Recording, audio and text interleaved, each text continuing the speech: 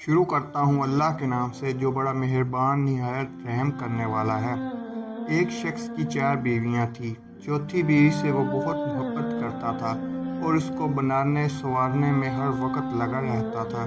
तीसरी बीवी से भी वो बहुत मोहब्बत करता था, लेकिन वो बहुत खूबसूरत थी जो इसे देखता गर्विदा हो जाता था।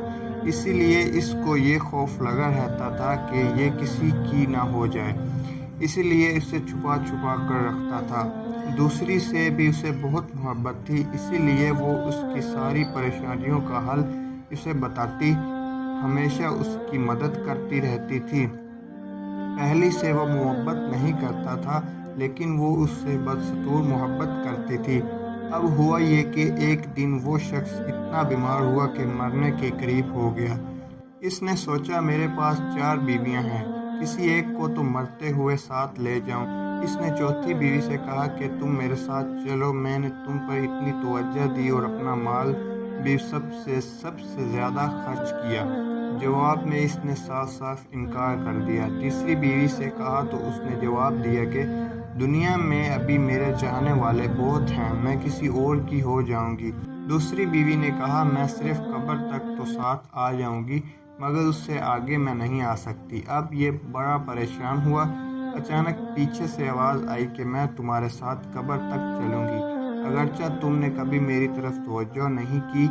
जब इसने पीछे मुड़कर देखा तो इसकी पहली बीवी थी, जो अदम तवज्जो और ग़िज़ा की कमी की वजह से बिल्कुल कमज़ोर हो चुकी थी, जिसके सबब वो कब्र में उसके किसी काम की ना थी। अब ये अफसोस करता रहा कि मैंने समझने में गलती की। अगर मैं इस पर तवज्जो देता तो आज ये कब्र में मेरी अच्छी रफ़ीक और साथी होती। वजाहत कुछ इस तरह है कि चौथी बीवी से मुराद हमारे आज़ा हैं, जिनको बनाने संवारने में तो हम लगे रहते हैं, मगर मरते ही ये हमारा साथ छोड़ देते हैं। तीसरी बीवी से मुराद हमारे मालो मनाल, दौलत, जायदाद वगैरह हैं कि सारी ज़िंदगी लोगों से छुपा कर रखा, मगर मरने के बाद ये दूसरों के हो जाते हैं। दूसरी बीवी से मुराद हमारे अहलो एयाल, रिश्तेदार और दोस्त आबाद हैं।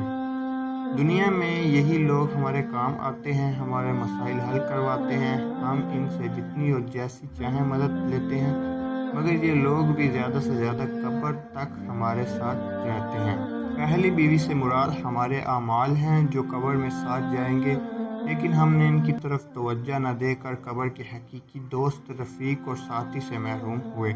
आए आज ही अपने अमाल की तरफ तवज्जो देने का पक्का अहद करते हैं और अल्लाह ताला हमें हमारे अहद पर साबित कदम रहने की तौफीक अता फरमाए। आमीन।